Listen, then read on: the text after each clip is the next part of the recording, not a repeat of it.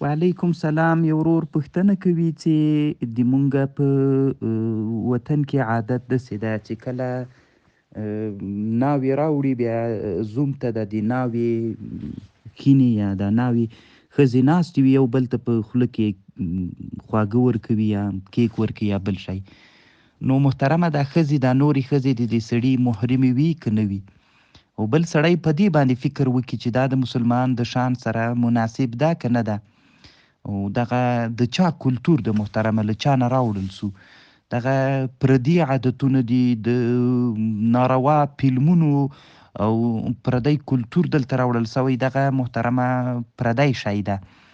ما یو تحقیق کړی محترمه، د کافرانو سره تشبه هم حرامه ده، تشبیه هم په بعضې امورو کې چې هغه مسلمانانو کې فحشا او ناروا هغه کوي، هغه هم ناروا ده.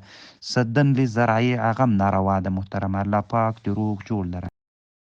وعلیکم سلام ورحمت الله وبرکاته. یو ورور پوښتنه کوي چې کله سړی غسل کوي نو استنجا ووهي او دس وکي، بیا چې کله دی په ځان باندې اوبه اچوي مزي ترېنه ووځي، نو دې نه وروسته به بیا اودس کوي که نه؟ مستحب ده چې اودس وکي محترمه، اما د غسل عاده نشته ورباندې، ځکه دا غسل سره اودس هم کیږي، خو مستحب دا ده چې د اودس اعاده وشي. وعلیکم السلام ورحمت الله وبرکاته. یو ورور پوښتنه کوي چې د سني سړي د شویه ښځې سره نکاح جایز ده که نه ده جایز؟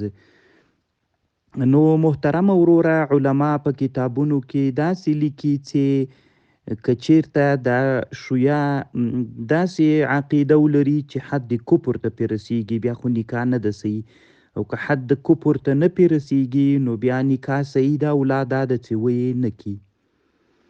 حتی علامه اشرف علي تهانوي رحمه الله په المختصر فی الفقه الحنفي کې داسې لیکلي دي، وی فتوا ورکړې ده کثیر من العلماء انه لا يصح نکاح المرأة المسلمة برافوزي، د سنی ښځې نکاح له رافوزي سړي سره جایز نه ده. الله تا خو پوښتنه داسې کړې چې سړی له شویه ښځې سره، دلته د عکس مسله ذکر کړي، بیخي وي نه صحیح کیږي. خو اصل کې خبر دا ده محترمه، شویهګانو کې عقاید فرق لري، که عقیده یې حد کفر ته رسیږي بیا نکاح نه صحیح کیږي وروره. الله دې جوړ لره.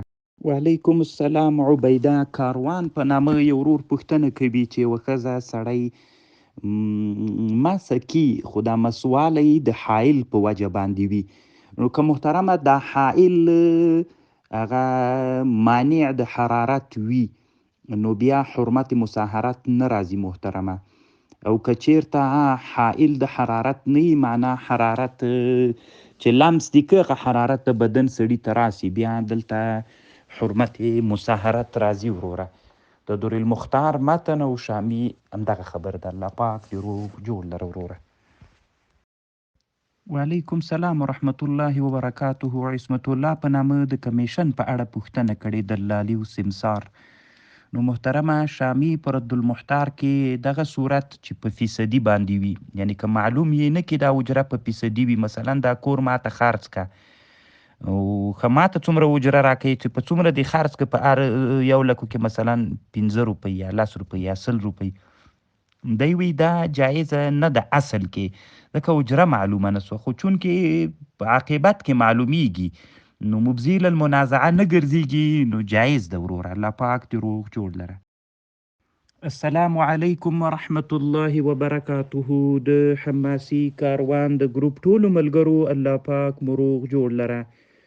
الله مو حافظ و ناصر سه. یو ورور سیلاب الهروي په نامه پوښتنه کړې ده چې دا محاذ دا په څه شي باندې ده، یعنی په زی باندې ده که په ضاد باندې ده که په ذال باندې ده؟